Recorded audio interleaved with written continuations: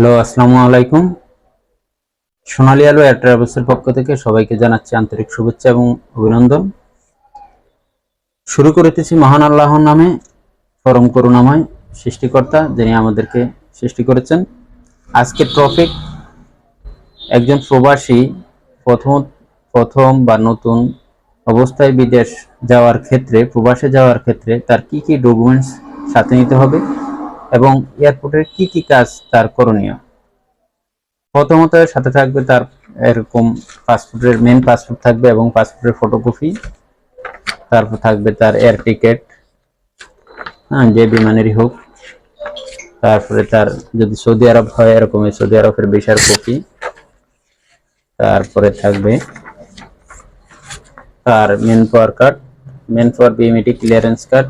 আগে smart card আকার দিত, বর্তমানে অনলাইন কপি। যে এখানে লেখা থাকবে বিএমইটি স্মার্ট কার্ড, যদি কাছ থেকে দেখে। এগুলোই তার এই কাগজপত্রগুলো সাথে থাকলেই হবে। ইতিমধ্যে কিছুদিন পূর্ব করোনা সার্টিফিকেট প্রয়োজন ছিল, বর্তমানে সেটার প্রয়োজন নাই। প্রথমত তিনি এবং মাল কত কেজি সে নিতে পারবে, ব্যাগেজ, এটা অবশ্যই টিকিটে লেখা থাকবে।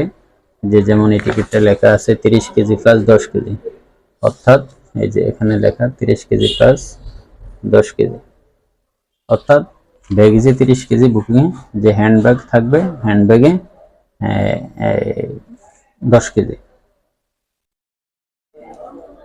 এবং যদি ফ্লাইট রাত্রে 9টায় হয়, ইন্টারন্যাশনাল ফ্লাইটের ক্ষেত্রে অবশ্যই 3 ঘন্টা আগে এয়ারপোর্টে উপস্থিত থাকতে হবে, সন্ধ্যা 6টায় উপস্থিত থাকতে হবে। এয়ারপোর্টে টিকিটে লেখা থাকবে টার্মিনাল নাম্বার 1 অথবা 2 বা 3, যেটা লেখা থাকবে ওই টার্মিনাল দিয়ে ভিতরে প্রবেশ করে, যদি বাংলাদেশ বিমান হয় বাংলাদেশ বিমানের কাউন্টারে, বা অন্য বিমান হলে যে বিমান হোক ওই বিমানের কাউন্টারে যাবেন, যে আপনার সকল কাগজপত্র দিবেন। দেওয়ার পর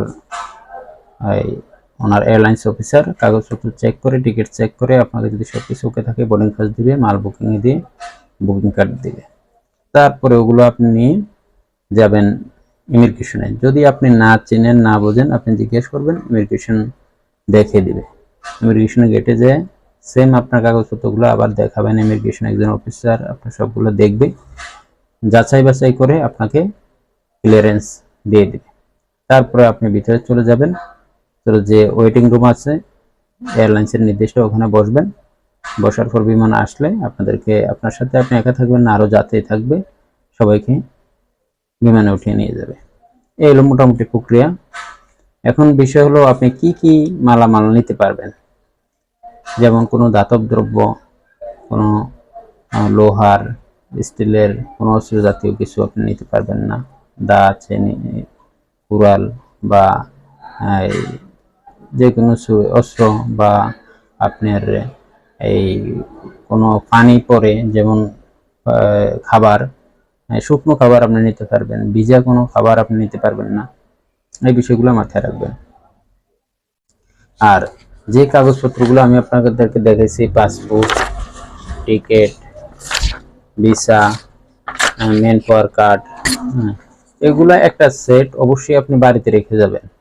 আর এগুলো 3টা সেট ফটোকপি করবেন, একটা আপনার সাথে রাখবেন, আর একটা সেট আপনার ব্যাগে রেখে দিবেন। ওখানে যাওয়ার পর যে কোনো মুহূর্তে এগুলো আপনার প্রয়োজন হইতে পারে, আপনার গন্তব্যস্থানে যাওয়ার পর।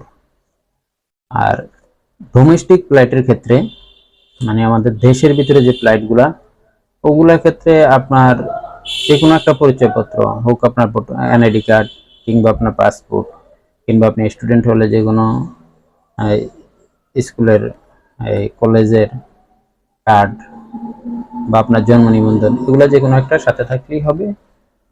আর আপনি ফ্লাইটের 2 ঘন্টা আগে এয়ারপোর্ট উপস্থিত থাকবেন। যদি আপনার ফ্লাইট হয় রাত্র 8টা, তাহলে সন্ধ্যা 6টায় উপস্থিত থাকবেন। তো অবশ্যই আমরা এই নিয়মগুলো মেনে চলবো। আর যদি কারো এছাড়াও কোনো কোশ্চেন থাকে, কোনো কিছু জানার থাকে, আমাদেরকে কমেন্টস করে জানাবেন, আমরা উত্তর দেওয়ার চেষ্টা করব। যারা আমাদের এই ভিডিওটা ইউটিউব থেকে দেখছেন, আমাদের ইউটিউব চ্যানেলটা সাবস্ক্রাইব করে একটা লাইক করে দিবেন, একটা কমেন্টস করে দিবেন। আর যারা ফেসবুক থেকে দেখছেন, অবশ্যই ফলো দিয়ে লাইক কমেন্টস করে সঙ্গে থাকবেন এবং পরবর্তীতে আরও সুন্দর সুন্দর ভিডিও পেতে পোস্টটি শেয়ার করে দেবেন। আসসালামু আলাইকুম, আজকের মতো এ পর্যন্তই। ধন্যবাদ সবাইকে।